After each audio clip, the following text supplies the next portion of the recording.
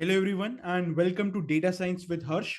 आज के इस एपिसोड पे हम बात करने वाले हैं प्रोग्रामिंग फंडामेंटल्स के बारे में। हम बात करेंगे कि पाइथन क्या होती है, हम प्रोग्रामिंग आखिर कर क्यों रहे हैं, प्रोग्रामिंग लैंग्वेज क्या होती है, एक इंटरप्रेटर क्या होता है और उसका क्या यूज होता है, डिफरेंट प्रोग्रामिंग लैंग्वेजेस क्या हैं और पाइथन इन लैंग्वेजेस से कैसे बेटर होती है। तो चलिए शुरू करते हैं आज की वीडियो के साथ। सबसे पहले हम समझते हैं कि हम प्रोग्रामिंग कर क्यों रहे हैं।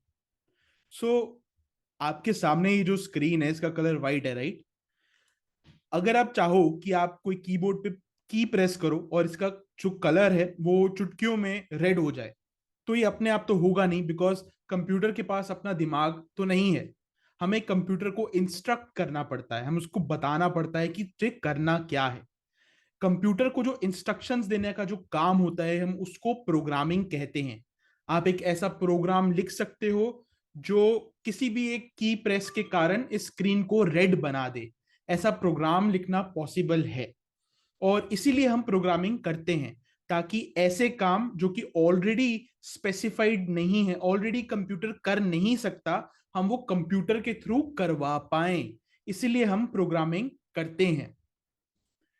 चलिए अब बात करते हैं कि जो कंप्यूटर की लैंग्वेज होती है, जो कंप्यूटर जो है उसके पास अपना दिमाग नहीं होता, लेकिन उसकी एक भाषा जरूर होती है। वो एक भाषा को समझ जरूर सकता है और वो होती है इलेक्ट्रिकल सर्किट की भाषा। इलेक्ट्रिकल सर्किट में केवल दो बिट्स होते हैं, दो वर्ड्स या लेटर्स आप कह सकते हो एक तरह से होते हैं। कंप्यूटर सिर्फ या तो वन समझता है, दैट इज सर्किट ऑन, या फिर वो समझता है zero, that is circuit of. Computer सिर्फ इतनी ही भाषा समझता है, जीरोस और वन की। उसे इंग्लिश नहीं आती, हिंदी नहीं आती, कंप्यूटर सिर्फ वंस और जीरोस की ही भाषा समझता है।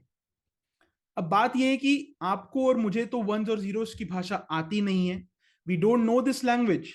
तो अब अगर हमें कंप्यूटर को इंस्ट्रक्शंस देनी है तो हम कंप्यूटर को इंस्ट्रक्शन कैसे दे सकते हैं?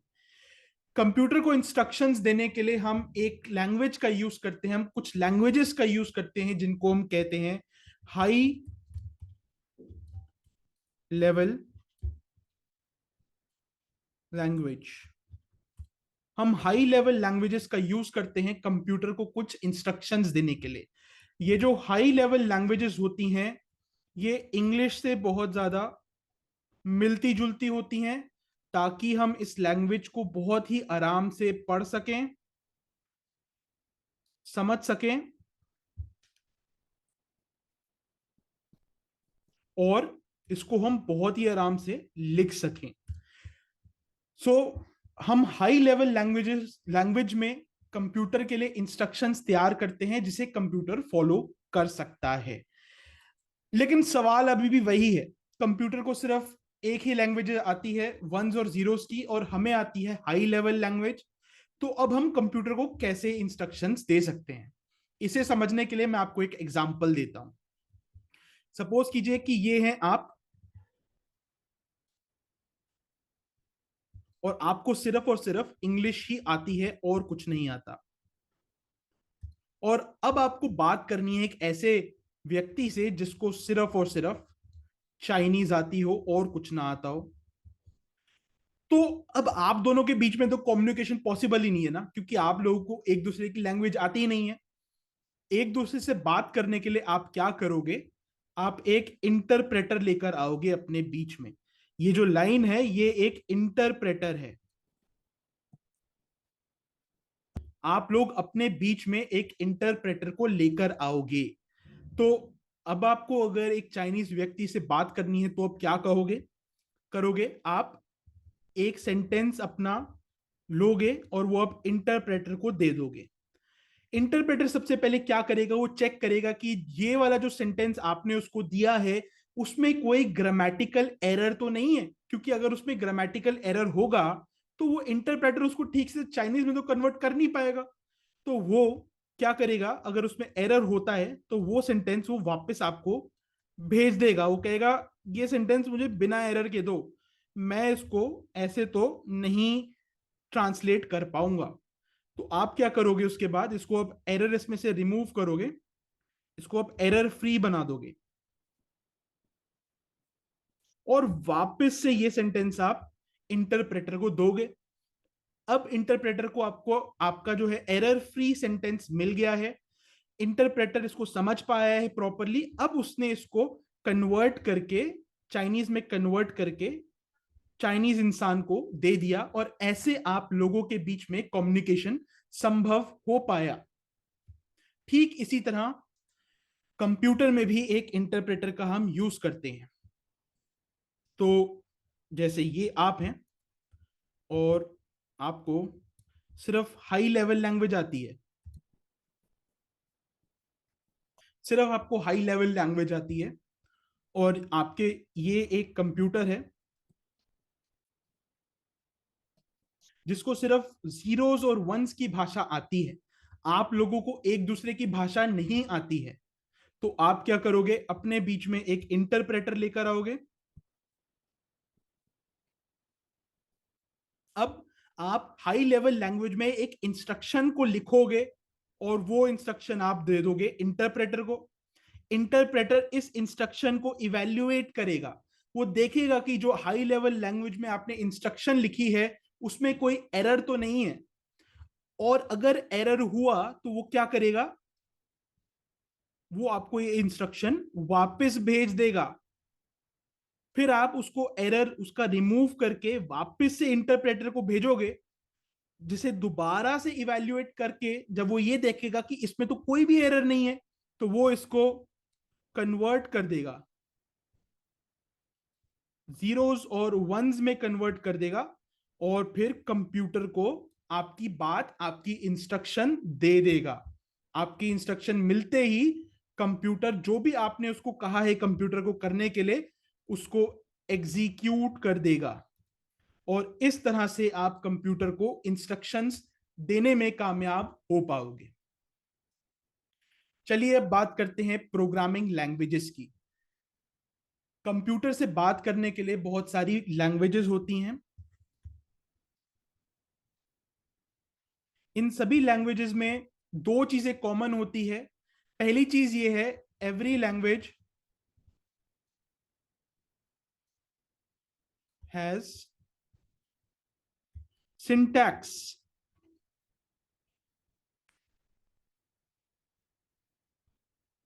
सिंटैक्स का मतलब होता है ग्रामर। जैसे हिंदी की व्याकरण होती है और इंग्लिश में भी एक प्रॉपर ग्रामर का एक सिस्टम होता है जिससे आप लैंग्वेज को लिखते हो, वैसे ही हर कंप्यूटर की लैंग्वेज की एक ग्रामर या फिर एक सिंटैक्स होता है। और सेकंड चीज कॉमन ये होती है कि हर लैंग्वेज हाई लेवल लैंग्वेज होती है जिससे आप आसानी से इसको पढ़ सकते हो, लिख सकते हो और समझ सकते हो। ये दो चीजें हर लैंग्वेज के अंदर, कंप्यूटर की लैंग्वेज के अंदर कॉमन होती हैं। कंप्यूटर से बात करने के लिए बहुत सी अलग अलग तरह की लैंग्वेजेस होती हैं, जैसे सी हो गई, सी प्लस प्लस हो गई, जावा हो गई, पाइथन हो गई। अब इन सबका सिंटैक्स तो जरूर होता है, जैसे इंग्लिश की भी एक ग्रामर होती है, हिंदी की व्याकरण होती है, लिखने का तरीका एक सिंटैक्स, ग्रामर तो हर लैंग्वेज में होता है। लेकिन लैंग्वेज की जो ग्रामर, जो सिंटैक्स होता है, कई लैंग्वेजेस में सिंटैक्स इजी होता है और कई लैंग्वेजेस में सिंटैक्स डिफिकल्ट होता है। तो अगर आप सी में जाओगे या फिर आप सी प्लस प्लस में जाओगे या फिर आप जावा में जाओगे, तो इन सभी लैंग्वेजेस का जो सिंटैक्स होता है वो काफी ज्यादा इंट्रिकेट होता है, काफी ज्यादा डिफिकल्ट होता है। ऐसा इसलिए क्योंकि इन सभी लैंग्वेजेस के अंदर बहुत सारे आपको सेमी कोलन्स वगैरह का ध्यान देना होता है। सभी लैंग्वेजेस के अंदर आपको सेमी कोलन्स वगैरह का ध्यान देना होता है और छोटी सी छोटी हर बात का ध्यान देना होता है। लेकिन पाइथन एक ऐसी हाई लेवल अनोखी लैंग्वेज है जहां पे आप अगर बहुत ज्यादा ध्यान नहीं भी देंगे तब भी आपको बहुत ज्यादा प्रॉब्लम नहीं आएगी। पाइथन में आपको बहुत ज्यादा प्रॉब्लम तब भी नहीं आएगी। पाइथन का जो सिंटैक्स होता है, वो लिखने का तरीका होता है, काफी ज्यादा इजी होता है और इसलिए पाइथन जो है बिगनर फ्रेंडली लैंग्वेज है। अगर आप पाइथन या प्रोग्रामिंग शुरू कर रहे हैं, तो अगर आप पाइथन से प्रोग्रामिंग शुरू करते हैं तो बहुत ज्यादा सरल आपका पाथ बन जाता है, क्योंकि इसका सिंटैक्स बहुत ज्यादा डिफिकल्ट नहीं होता है। चलिए अब बात करते हैं पाइथन के बारे में। अब सबसे पहले हम ये समझते हैं कि पाइथन इतनी ज्यादा पॉपुलर क्यों है। जैसा कि मैं आपको ऑलरेडी बता चुका हूं कि इसका जो सिंटैक्स होता है ये बहुत ही ज्यादा आसान होता है। पाइथन में आपको अननेसेसरली किसी सेमीकोलन वगैरह का, लाइन की एंड का वगैरह वगैरह आपको ध्यान देने की बहुत ज्यादा जरूरत नहीं पड़ती है। अगर आप प्रोग्रामिंग में नए हैं, प्रोग्रामिंग सीख रहे हैं, तो आपके लिए काफी आसान हो जाता है। पाइथन में आपको जस्ट जो है आपको ध्यान देना होता है इंडेंटेशन का। अब इंडेंटेशन क्या होती है मैं आपको बता देता हूं कि ये आपकी जो स्क्रीन है, ये इसका जो लेफ्ट वाला पार्ट है, आपकी स्क्रीन का जो लेफ्ट मोस्ट कॉर्नर है, वहां से एक लाइन का डिस्टेंस क्या है, इसको कहते हैं इंडेंटेशन। तो जैसे ये वाला जो आप बार देख रहे होगे, जहां पे ये अबाउट लिखा है, डाउनलोड लिखा है, ये एक डिस्टेंस पे, और जो ऊपर लोगो है वो भी सेम ही डिस्टेंस पे है। तो ये दोनों सेम इंडेंटेशन पर हैं। लेकिन जो ये आप टेक्स्ट देख पा रहे होगे डाउनलोड लेटेस्ट वर्जन करके, ये एक डिफरेंट लेवल ऑफ इंडेंटेशन पर है। और पाइथन में आपको इन चीजों का ध्यान देना होता है। अदरवाइज ये लैंग्वेज बहुत ही ज्यादा यूजर फ्रेंडली है, बिगनर फ्रेंडली है, सिंटैक्स बहुत इजी है, एंड बिल्कुल ठीक इंग्लिश की तरह आप इसको पढ़ सकते हो, समझ सकते हो। आपको ये पढ़ते समय समझते हुए बहुत मजा भी आएगा। देन सेकंड पॉइंट ये है पाइथन के इतने पॉपुलर होने का, कि इसकी एक बहुत ही बड़ी डेवलपर कम्युनिटी है। दुनिया भर में करोड़ों लोग हैं जो इस समय पाइथन के ऊपर हर दिन काम करते हैं। हर दिन वो कुछ ना कुछ चैलेंजेस, प्रॉब्लम्स फेस करते हैं। तो अगर आप भी कोई पाइथन में प्रोग्राम बना रहे हैं, आपको कोई प्रॉब्लम आती है, तो आपका जो प्रॉब्लम है उसका सॉल्यूशन ऑलरेडी आपको ऑनलाइन मिल जाएगा। क्योंकि किसी ना किसी को कभी ना कभी जो प्रॉब्लम आपने एनकाउंटर की है वो कभी ना कभी पास्ट में जरूर आई होगी, और उस प्रॉब्लम का सॉल्यूशन उसने लोगों से पूछा होगा, गूगल पर जाकर लोगों ने उसका आंसर भी लिखा होगा। और कभी भी आपको कभी भी प्रॉब्लम आए, आपका कोड कभी फट जाए, जैसा कहते हैं हम इंजीनियरिंग की भाषा में, तो आप गूगल पे जाकर, यूट्यूब पे जाकर उसका बहुत ही क्विकली आंसर आप निकाल सकते हो। ये सेकंड पॉइंट है पाइथन के पॉपुलर होने का। थर्ड पॉइंट है, ये बहुत ही ज्यादा वर्सटाइल लैंग्वेज है। आई डोंट थिंक ऐसी कोई भी चीज है जो आप पाइथन में नहीं कर सकते।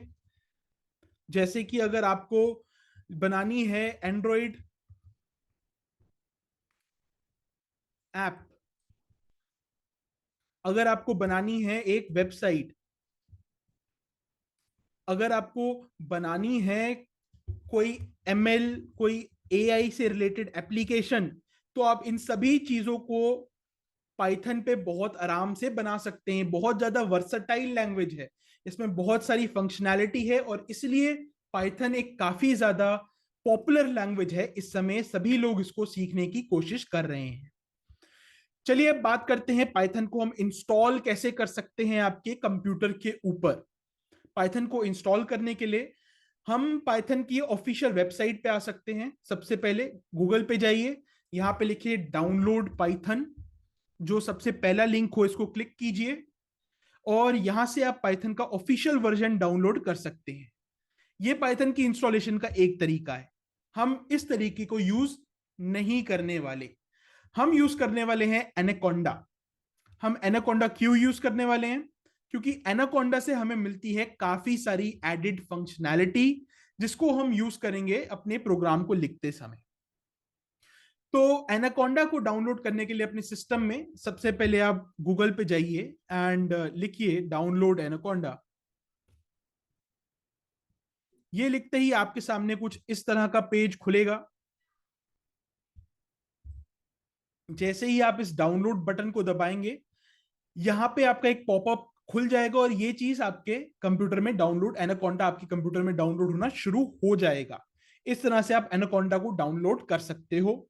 डाउनलोड करते समय इस चीज का ध्यान रखना कि आप अपने सिस्टम के हिसाब से एनाकोंडा का वर्जन डाउनलोड कर रहे हो। आपके पास अगर मैक है तो आप मैक के लिए कर रहे हो, लिनक्स यूज कर रहे हो तो उसके लिए, या फिर विंडोज के लिए आप ये डाउनलोड कर रहे हो। इसको डबल क्लिक करोगे तो इसका इंस्टॉलेशन प्रोसेस शुरू हो जाएगा आपकी कंप्यूटर में। इसका इंस्टॉलेशन भी बहुत ज्यादा सीमलेस है। आपको बिल्कुल भी तकलीफ नहीं होगी इसको इंस्टॉल करते समय। यहाँ पे आप नेक्स्ट दबा देंगे, इसको भी एग्री कर लेंगे, एंड जैसे ही आप जस्ट मी करके नेक्स्ट करेंगे, आपके सिस्टम में एनाकोंडा इंस्टॉल हो जाएगा। जैसा कि मैं कह रहा था, बिल्कुल ही हैसल फ्री प्रोसेस है एनाकोंडा को अपने कंप्यूटर में डालने का। देन एनाकोंडा हमने डाउनलोड भी कर लिया, उसको इंस्टॉल भी कर लिया। हम एनाकोंडा को यूज क्यों कर रहे हैं? एनाकोंडा को अगर आप खोलेंगे तो आपके सामने कुछ इस तरह का पेज आपको दिखाई देगा एनाकोंडा को खोलने के बाद। अब एनाकोंडा को हम ही क्यों यूज कर रहे हैं, पाइथन के ऑफिशियल वर्जन को क्यों यूज नहीं कर रहे, उसका रीजन मैं आपको बता देता हूं। एनाकोंडा आपको बहुत सारे ऐसे टूल्स देता है, बहुत सारे ऐसे एनवायरमेंट्स देता है जहां पे आप पाइथन के कोड को लिख सकते हो, उसको एग्जीक्यूट कर सकते हो। बहुत सारे आपको ऐसे टूल्स देता है जिनको आप अभी अपनी स्क्रीन पे देख पा रहे हो, ये बहुत सारे ऐसे टूल्स हैं। एंड देन एनाकोंडा बहुत सारे ऐसी फंक्शनैलिटीज या फिर लाइब्रेरीज को इंस्टॉल करके आपको देता है जिनका यूज आप अपने प्रोग्राम को लिखने के लिए करने वाले हो। तो फॉर एग्जाम्पल, अगर आपको एक मशीन लर्निंग का कोई एक कोड लिखना है या फिर एक एप्लीकेशन डिजाइन करनी है, तो आप पूरे मशीन लर्निंग एल्गोरिथम को बिल्कुल बेसिक से नहीं लिखना स्टार्ट करोगे। ऑलरेडी कोई कोई बंदा उसको बेसिक से लिख कर बैठा हुआ है, और उसने उसको एक सुंदर सा उसका एक गिफ्ट रैप करके उसका एक पैकेज बना दिया आपके लिए, और उसने आपको एक गिफ्ट दे दिया है। अब आप इस गिफ्ट को सीधा अपने कंप्यूटर में इंप्लीमेंट कर सकते हो, और बिल्कुल बिगनिंग से आपको ये कोड लिखने की जरूरत नहीं पड़ेगी। और जो एनाकोंडा है, ये कुछ इसी तरह की बहुत ज्यादा यूजफुल लाइब्रेरीज, जिसका हम डे टू डे बेसिस पे डेटा साइंस के कोड लिखते हुए यूज करने वाले हैं, ऑलरेडी इंस्टॉल करके आपको देता है। ये लाइब्रेरीज आपको बेसिक वर्जन के साथ नहीं मिलती हैं, आपको एडिशनली उनको फिर इंस्टॉल करना होगा। तो चलिए बढ़ते हैं हम आगे, एंड अब हम बात करते हैं कुछ इंटीग्रेटेड डेवलपमेंट इन्वायरमेंट्स के बारे में। अब ये आईडीईज या फिर आईडीईज या फिर इंटीग्रेटेड डेवलपमेंट एनवायरमेंट्स क्या होते हैं? ये इंटीग्रेटेड डेवलपमेंट एनवायरमेंट्स या आईडीईज क्या होते हैं? सो आपको अगर कभी भी कोड लिखना हो, कोड लिखने का जो काम है, बेसिकली आप एक कुछ लिख रहे हो, आप इसको एक नोट पैड में भी लिख सकते हो, आप किसी एक डॉक्यूमेंट में वर्ड में भी जाकर कोड को लिख सकते हो, उसमें कोई प्रॉब्लम नहीं है, वो कोड भी एग्जीक्यूट हो जाएगा। लेकिन जब हम कोई एक सॉफ्टवेयर डेवलप कर रहे होते हैं, एक बड़ी एप्लीकेशन बना रहे होते हैं, तो हमें उस कोड का जो आउटपुट है वो भी झटपट देखना पड़ता है। हम चाहते हैं जो कोड का आउटपुट है वो भी हमें इंस्टेंटेनियसली विजिबल हो जाए, उसके लिए हमें बहुत ज्यादा वेट ना करना पड़े। और भी बहुत सारे ऐसे टूल्स होते हैं जो आपको आईडीईज प्रोवाइड करते हैं, जिससे आपकी लाइफ एज अ प्रोग्रामर काफी ज्यादा इजी हो जाती है, आसान हो जाती है। और इसीलिए हम इंटीग्रेटेड डेवलपमेंट एनवायरनमेंट्स का इस्तेमाल करते हैं। तो पाइथन हमें काफी सारे ऐसे एनवायरनमेंट्स प्रोवाइड करता है, जिनमें से एक एनवायरनमेंट है स्पाइडर। स्पाइडर एक काफी फेमस डेवलपमेंट का एनवायरनमेंट है, जिसको हम बहुत फ्रीक्वेंटली डेटा साइंस के लिए यूज करते हैं। चलिए आइए इसका एक आपको मैं वॉक थ्रू दे देता हूं।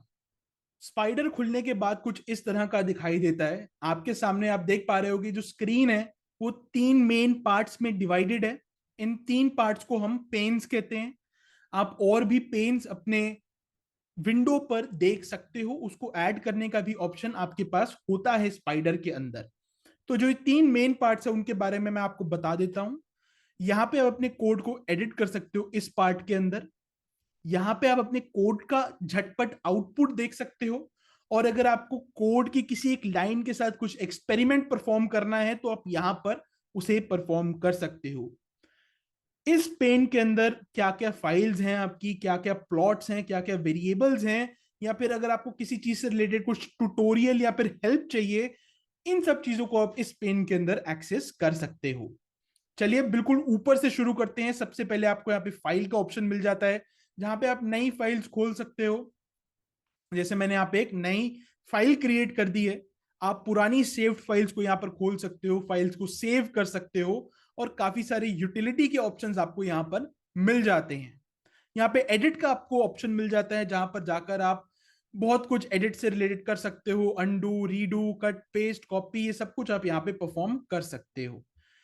अगर आपको अपने कोड में, जैसे आपने ये तो सिर्फ 8 लाइंस का कोड लिखा हुआ है, लेकिन अगर आपका कोड 2000 लाइन का है और किसी चीज को आपको कोड में ढूंढना है, तो यहाँ पे आके आप अपने सर्च में आके उस चीज को बहुत ही आराम से ढूंढ सकते हो। ये सोर्स का आपको ऑप्शन देखने को मिल जाता है। देन जो आपने कोड यहाँ पे लिखा है उसका आउटपुट यहाँ पे पाने के लिए कोड को रन करना पड़ेगा, एग्जीक्यूट करना पड़ेगा। रन करने के लिए भी आपको बहुत सारे ऑप्शंस मिल जाते हैं। आप एक एक लाइन करके कोड को रन कर सकते हो, आप पूरे कोड को एक साथ रन कर सकते हो, और काफी सारे आपको यहाँ पे ऑप्शंस मिल जाते हैं। कभी कभार कोड लिखते समय क्या होता है कि कहीं पे एक एरर होता है, लेकिन हमें समझ नहीं आता कि वो एरर है कहां पर। ऐसे एरर्स का पता लगाने के लिए आप डीबग के ऑप्शन का इस्तेमाल कर सकते हो। अगेन यहाँ पे आपको ऐसे एरर्स को ढूंढने के लिए कई सारे ऑप्शंस मिल जाते हैं। कंसोल, ये कंसोल विंडो है। आप एक से ज्यादा कंसोल्स भी अपने पास रख सकते हो। अगर मैं न्यू कंसोल करता हूं तो यहाँ पे एक और कंसोल शुरू हो जाता है। इसका इस्तेमाल हम एक्सपेरिमेंटेशन के लिए कर सकते हैं। अगर हमें नहीं पता कि एक लाइन कोड को कैसे अफेक्ट करेगी, उसको मेन कोड में लिखने के बजाय हम एक कर्नल यहाँ पे एक नया कंसोल खोल सकते हैं। वहां पे हम उसको एक्सपेरिमेंट करके देख सकते हैं कि क्या उसकी इफेक्ट होगा, क्या उसका इफेक्ट होगा, और बाद में हम उसको अपने मेन कोड में इंप्लीमेंट कर सकते हैं इस तरह से। देन आप यहाँ पे प्रोजेक्ट्स के बारे में आपको इंफॉर्मेशन मिलती है। टूल्स आप यहाँ पे ऐड कर सकते हो, देख सकते हो क्या टूल्स टूल्स हैं। व्यू ऑप्शन से आप नए पेन्स को ऐड कर सकते हो, यहाँ पे देख सकते हो कौन कौन से पेन्स आपको विजिबल हैं, इनको आप हाइड कर सकते हो अगर आप चाहो तो। पेन से रिलेटेड आपको यहाँ पे काफी ऑप्शंस मिल जाते हैं। एंड फाइनली यहाँ पे आपको हेल्प का ऑप्शन देखने को मिलता है, जहां पे आप ट्यूटोरियल्स, डॉक्यूमेंटेशन वगैरह देख सकते हो। उसके नीचे अगर हम आ जाए तो हमें यहाँ पे एक नई फाइल बनाने का ऑप्शन मिलता है, पुरानी फाइल को खोलने का ऑप्शन मिलता है, सेव करने का ऑप्शन मिलता है, यहाँ पे कोड को एग्जीक्यूट करने के 3-4 ऑप्शंस मिल जाते हैं, डीबग करने के हमें कई सारे ऑप्शंस मिल जाते हैं। एंड इसी तरह से हमें काफी सारे अपने यूजफुल ऑप्शन यहाँ पर देखने को मिल जाते हैं।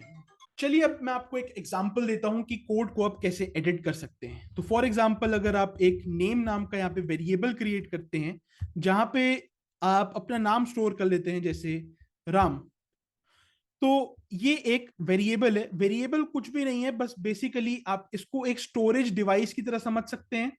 वेरिएबल को आप समझ सकते हैं कुछ ऐसे कि वेरिएबल एक स्टोरेज डिवाइस है। जैसे एक ये वेसल हो गया, और मेमोरी में इसका नाम जो है कंप्यूटर ने रख दिया, फॉर एग्जांपल नेम। आप वेरिएबल का नाम कुछ भी रख सकते हैं, इसके भी कुछ रूल्स होते हैं, इसके बारे में हम बाद में आएंगे, इसके बारे में हम बाद में डिटेल डिस्कशन करेंगे। बट इसके आप इसको बहुत सारी फ्रीडम मिलती है इसका नाम डिसाइड करने के लिए। आपके पास मेमोरी में एक वेसल क्रिएट हो गया, अब आप इसमें कुछ भी इंफॉर्मेशन स्टोर कर सकते हैं। जैसे अभी मैंने ये जो वर्ड है राम, किसी का जैसे नाम हो सकता है, मैंने इसको यहां पर इस तरह से स्टोर कर दिया है। तो ये होता है एक वेरिएबल। अभी मैंने यहां पे एक इस एडिटिंग पार्ट में ये लिखा है name is equal to Ram. अब अगर मैं इस कोड को एग्जीक्यूट कर देता हूं, तो एग्जीक्यूट होने के बाद अगर मैं यहां जाता हूं वेरिएबल एक्सप्लोरर में, आप देख सकते हो कि एक यहां पे वेरिएबल क्रिएट हो गया है राम। एंड उसमें ये वैल्यू है, अगर आप देख पा रहे हो यहां पे लिखा हुआ है वैल्यू, वैल्यू में स्टोर्ड है राम। अब अगर आपको कुछ एक्सपेरिमेंट करना है, जैसे आपने ये एडिशनल एक कर्नल खोला हुआ है, एक कंसोल खोला हुआ है, एंड आपको एक एक्सपेरिमेंट करना है, तो आप एक्सपेरिमेंट यहां पे भी कर सकते हो देखने के लिए कि कैसे ये आपके कोड को इफेक्ट कर सकता है। अगर मैं यहां पे लिख देता हूं एज इज इक्वल टू 3, तो अब यहाँ पे हुआ क्या है, यहाँ पे एक एज नाम का वेरिएबल क्रिएट किया गया है, जिसके अंदर 3 इंफॉर्मेशन स्टोर हो गई है। तो ये काम एक्सपेरिमेंटेशन जो है मैं कंसोल विंडो के अंदर भी कर सकता हूं। यहाँ पे तुरंत जो लाइन है वो एग्जीक्यूट हो जाती है, उसका जवाब मुझे देखने को मिल जाता है। जैसे अगर मैं यहाँ पे लिखता हूं एज और एंटर दबा देता हूं, तो आउटपुट निकल के आता है 3। तुरंत वो लाइन एग्जीक्यूट हो गई और उसका आउटपुट मुझे यहां पर देखने को मिल गया। और इस तरह से कंसोल का यूज होता है।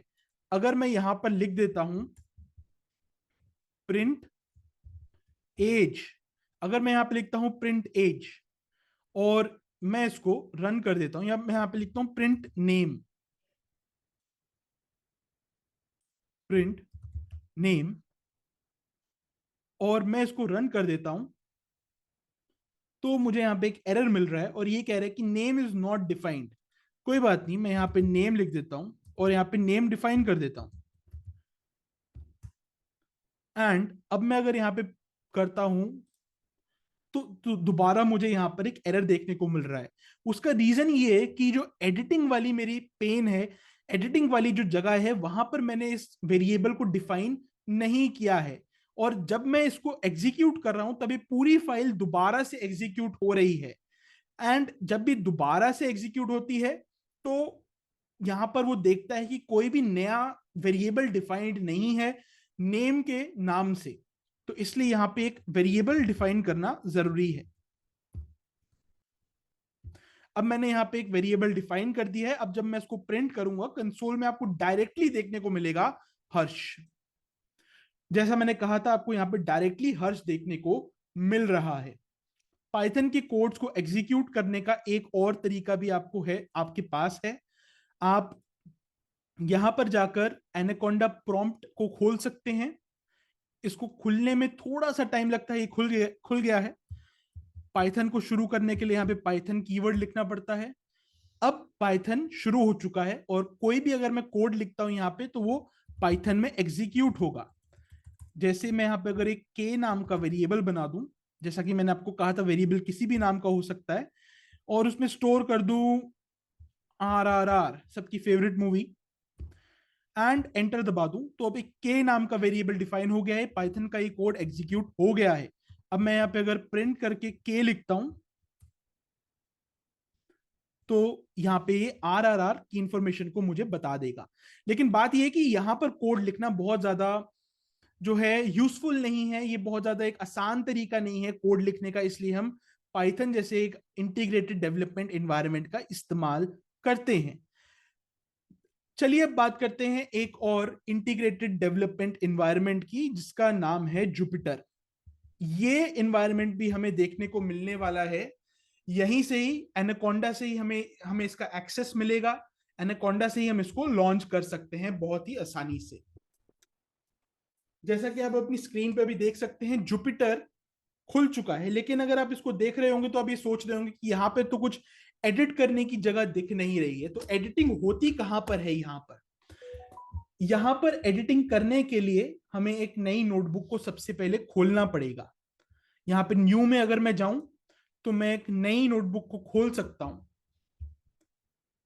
और अब मेरे सामने एक नई नोटबुक खुलकर आ गई है। आप देख रहे होंगे कि ये जो नोटबुक खुली है, ये जो इंटीग्रेटेड डेवलपमेंट एनवायरनमेंट मेरे सामने खुला हुआ है, ये खुला है क्रोम ब्राउजर के ऊपर, और यहां पे आपको देखने को मिल रहा होगा लोकल होस्ट लिखा हुआ है। ये जो डेवलपमेंट एनवायरनमेंट है ये क्रोम के ऊपर काम करता है, और ये आपके सिस्टम के ऊपर ही काम करता है, और इसलिए यहां पर लोकल होस्ट लिखा हुआ है। ठीक उसके नीचे आपको जुपिटर का नाम देखने को मिल जाता है और अनटाइटल्ड लिखा हुआ है। यहां पर आप इसका नाम बदल के अपने हिसाब से अगर कोई नाम देना चाहें तो आप दे सकते हैं।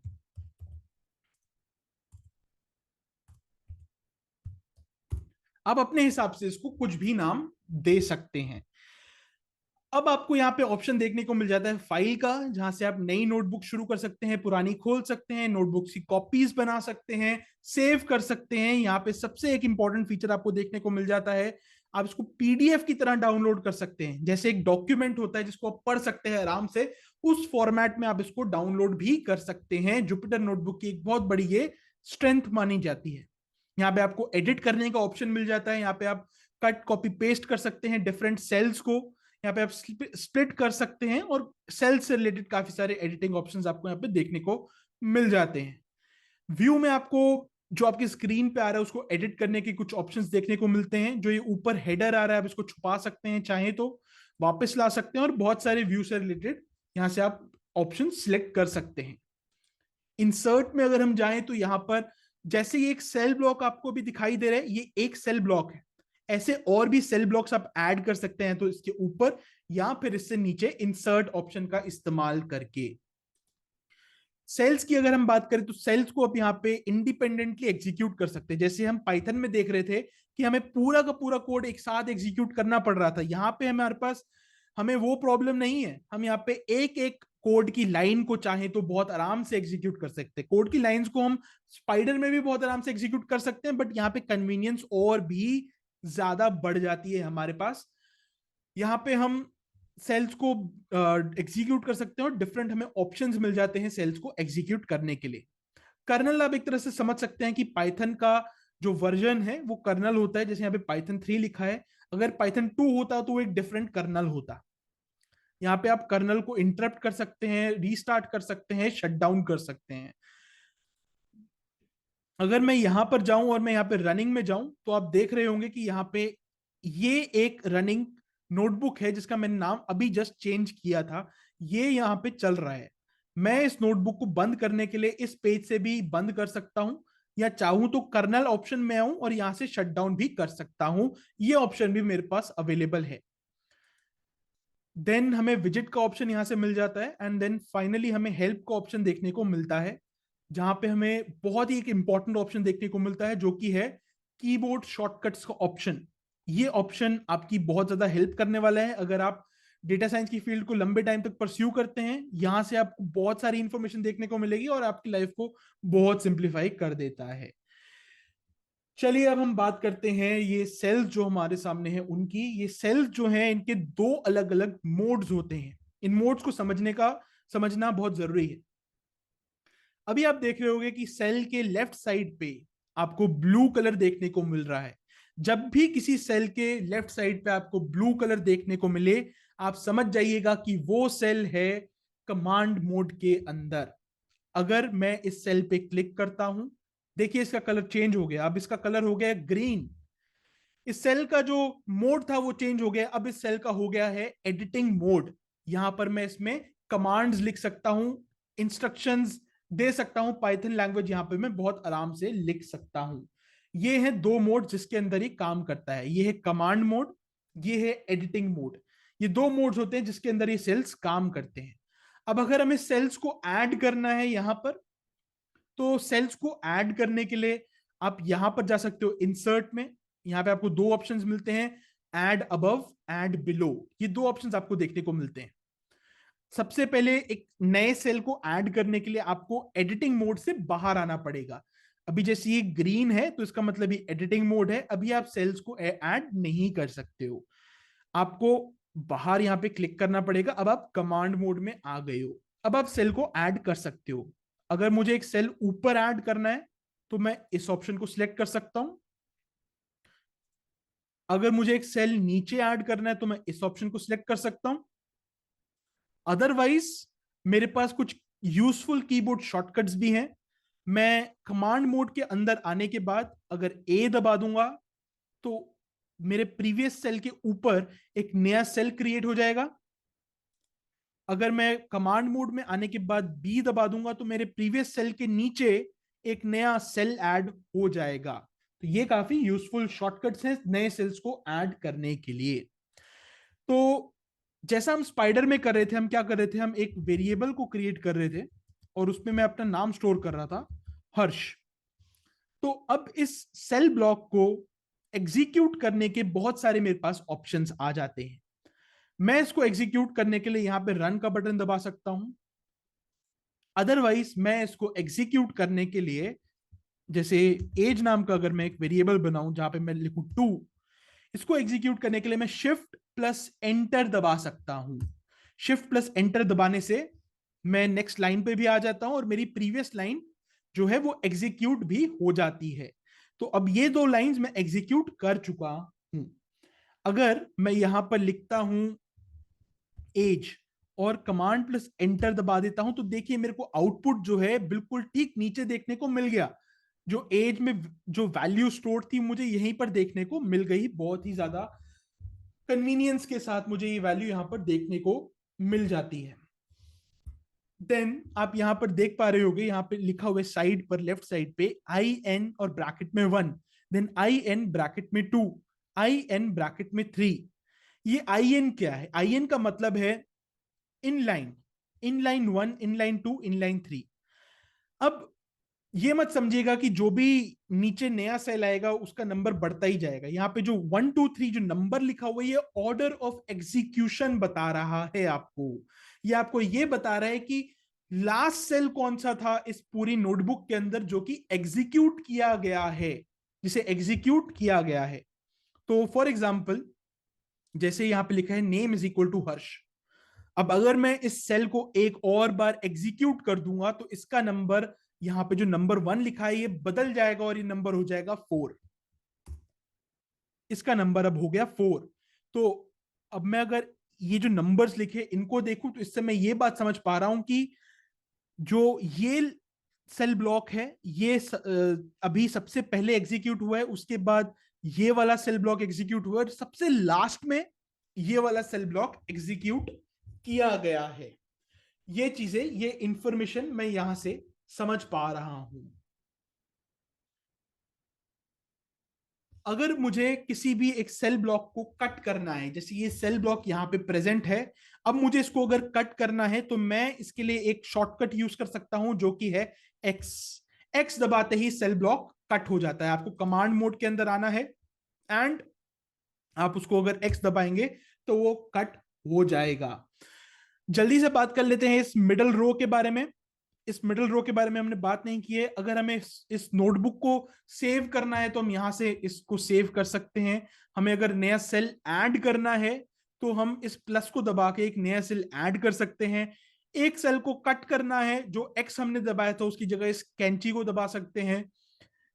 इस ऑप्शन का इस्तेमाल करके हम कॉपी कर सकते हैं किसी भी एक सेल को एंड फाइनली इसका इस्तेमाल करके हम किसी भी ऑप्शन को पेस्ट कर सकते हैं। अगर हमें किसी भी एक सेल को ऊपर या फिर नीचे करना है, जैसे ये सेल यहां पर है, मैं चाहता हूं ये फर्स्ट नंबर पे आ जाए, तो इन एरोस का इस्तेमाल कर सकते हैं इन सेल्स को हम ऊपर या फिर नीचे रखने के लिए।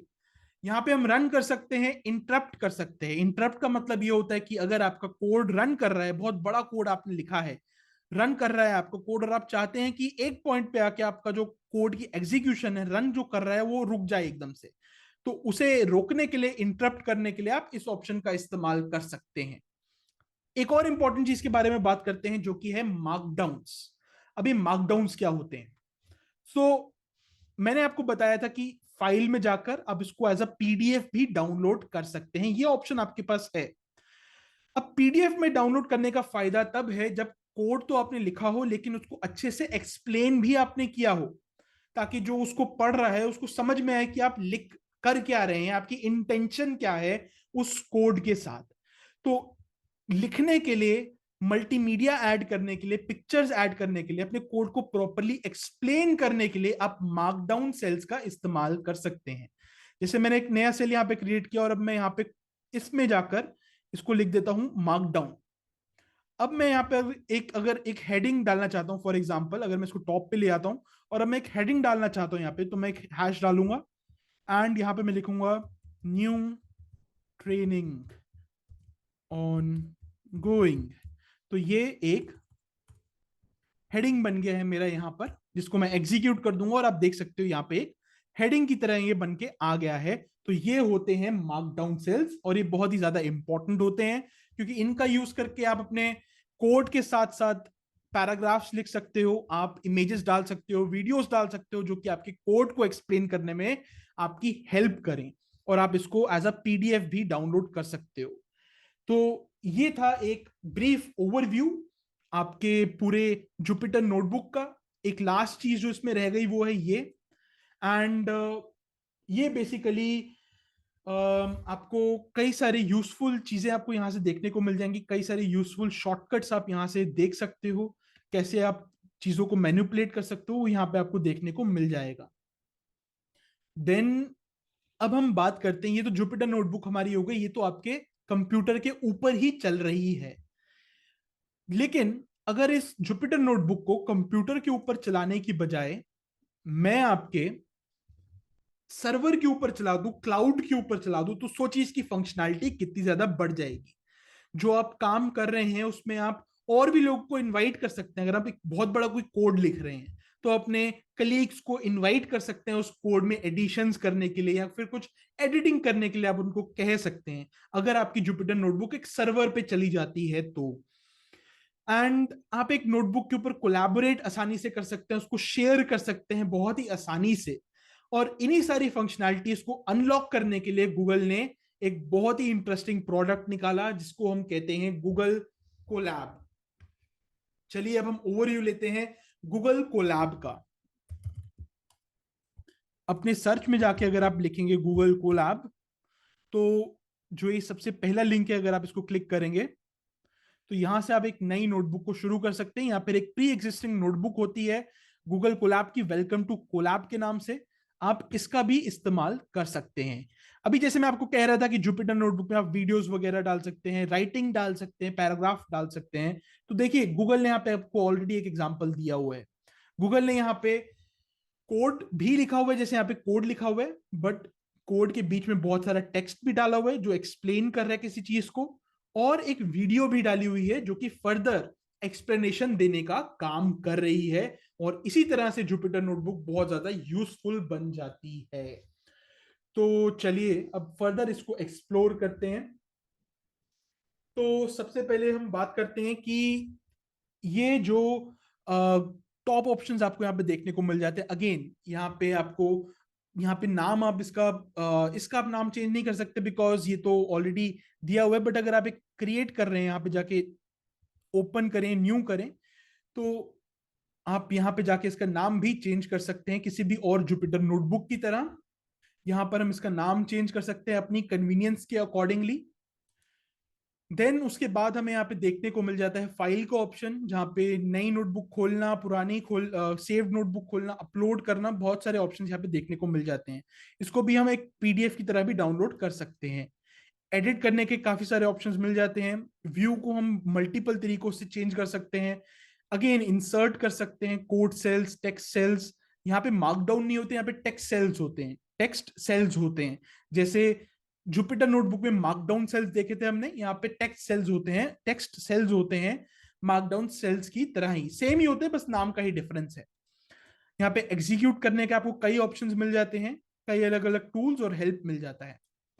अब अगर आपको इस नोटबुक को कहीं पे शेयर करना है, जैसे मैं कह रहा था ये तो क्लाउड के ऊपर रन हो रही है, या आपके लोकल होस्ट के ऊपर रन नहीं हो रही है, इसको आप शेयर कर सकते हो और क्लाउड पे होने का बेनिफिट ले सकते हो। मल्टीपल कोलैबोरेटर्स हो सकते हैं इस फाइल के ऊपर। तो आप इस ऑप्शन का यूज करके अपनी एक गूगल नोटबुक को किसी के साथ भी शेयर कर सकते हो बहुत ही आराम से। देन अगर आपने इसको किसी के साथ शेयर किया हुआ है तो उसका एक बेनिफिट ये भी है कि जैसे आपने अपने एक फ्रेंड के साथ शेयर किया, उसका आपकी रिसर्च के ऊपर, आपके कोड के ऊपर एक कमेंट है, वो यहाँ पे आके कमेंट आसानी से अपना दे सकता है। ये भी एक इसका कोलैबोरेशन करने का किसी के साथ बेनिफिट होता है। देन यहाँ पे आप कोड सेल्स को ऐड कर सकते हो, टेक्स्ट सेल्स को ऐड कर सकते हो। जैसे वहां पे मार्कडाउन थे, यहाँ पे टेक्स्ट सेल्स हैं, यहाँ पे आप टेक्स्ट सेल्स को ऐड कर सकते हो सिंपली। एंड जैसे ही आप यहाँ पे किसी भी सेल के ऊपर आते हो, आपको साइड पे कुछ ऑप्शंस देखने को मिल जाते हैं। साइड पे ही आपको ऊपर या नीचे ले जाने का ऑप्शन मिलता है। आप इसको ऊपर या फिर नीचे लेकर जा सकते हो, एक ये ऑप्शन है। चाहो तो सिर्फ इसी सेल को आप इसका जो लिंक है किसी को प्रोवाइड कर सकते हो जहां पे कोई आपके कोड को ऑब्जर्व कर सकता है।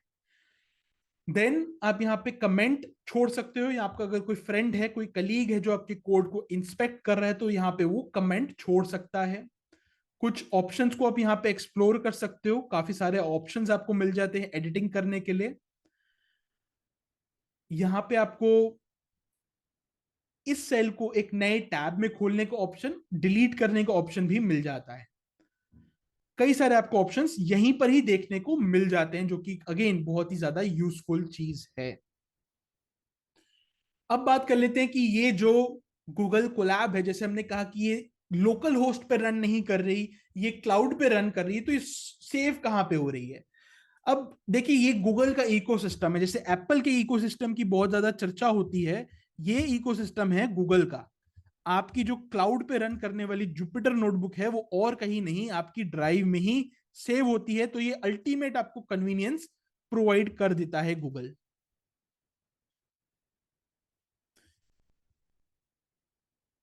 तो जैसे ही आप गूगल ड्राइव में आएंगे, आपको गूगल कोलैब नोटबुक्स करके एक फोल्डर बना हुआ यहाँ पे दिखाई देगा, जिसके अंदर आपकी कोलैब नोटबुक्स आपको दिखाई देंगी। सारी कोलैब नोटबुक जो है, जितनी भी आप खोल रहे हैं, आपको यहाँ पर दिखाई देंगी। जैसे अगर मैं इस नोटबुक के ऊपर जाता हूं जो कि गूगल ने बनाई हुई है, इस नोटबुक पे जाकर अगर मैं करता हूं यहाँ पर save A copy in drive, तो यहाँ पे लिखा हुआ है क्रिएटिंग ए कॉपी। और अब आप देख सकते हैं यहाँ पे एक जो है कोलैबोरेटरी एक नई खुल चुकी है मेरे फोल्डर के अंदर, जहां पे लिखा हुआ है copy of welcome to collaboratory. तो जो गूगल ने बनाई थी उसकी मैंने कॉपी अपनी ड्राइव के अंदर शेयर कर ली है। अब मैं इसको किसी भी तरह से एडिट कर सकता हूं। अब मैं इसका एक ओनर बन चुका हूं, इस कॉपी का एक ओनर अब मैं बन चुका हूं। अब जैसे हम इकोसिस्टम की बात कर रहे थे, तो इकोसिस्टम जो गूगल का है वो काफी पावरफुल है। आप जब डेटा साइंस के ऊपर काम करेंगे तो आपको बहुत सारे डेटा का यूज करना होगा, और इस डेटा को अपनी ड्राइव में सेव कर ही सकते हैं। लेकिन किसी अगर मॉडल में ये डेटा डालना है, किसी मशीन लर्निंग मॉडल के अंदर ये डेटा डालना है, तो सिंपली अपनी ड्राइव को यहाँ पर कनेक्ट कर सकते हैं। एंड ड्राइव को कनेक्ट करने के बाद आप सिंपली अपने ड्राइव से ही डेटा को उठा सकते हैं। ये जो है फायदा है गूगल का, गूगल की इकोसिस्टम का फायदा है।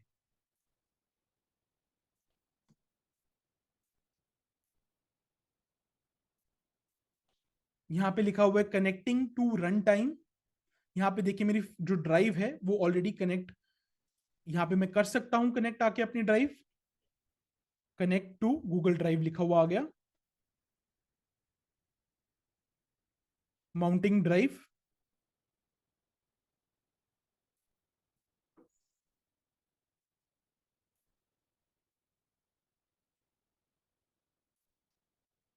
और यहाँ पे इस तरह से मैं अपनी ड्राइव कनेक्ट कर सकता हूँ गूगल कोलैबोरेटरी के साथ। एंड आने वाले सेशंस में हम देखेंगे कि यहाँ से हम कैसे अपना डेटा सीधा ड्राइव से लेकर आ सकते हैं, यहाँ पर लेकर आ सकते हैं, उसको यूज कर सकते हैं और मैनिपुलेट कर सकते हैं। इन चीजों को हम समझेंगे। तो आज के सेशन में हमने समझा कि हम कोडिंग करते क्यों हैं, देन वाई कोडिंग। देन हमने समझा कि जो पाइथन लैंग्वेज है वो इतनी पॉपुलर क्यों है, इसको हम इंस्टॉल कैसे कर सकते हैं, डिफरेंट आईडीईज क्या होते हैं, एंड गूगल का जो कोलैब सॉफ्टवेयर है और जो गूगल का इकोसिस्टम है, हमने इस वीडियो में इन सब चीजों को समझा। तो आगे आने वाली वीडियो में हम पाइथन में थोड़ा सा और घुसेंगे, पाइथन में एक डीप डाइव करेंगे, जहां पे हम पाइथन के बेसिक्स को समझने का काम करेंगे। पाइथन में क्या क्या बेसिक डेटा टाइप्स होते हैं, क्या क्या बेसिक अर्थमेटिक ऑपरेशंस होते हैं, इन चीजों को हम नेक्स्ट वीडियो में समझेंगे। नेक्स्ट वीडियो तक बने रहिए मेरे साथ। जल्दी से कर दीजिए चैनल को सब्सक्राइब, लाइक कीजिए इस वीडियो को, और वीडियो को एंड टू एंड देखिए, बिल्कुल डेडिकेटेड रहिए। तभी आप एक high paying data science job में स्विच कर पाएंगे। Best of luck next video के लिए। Till then take care and good bye.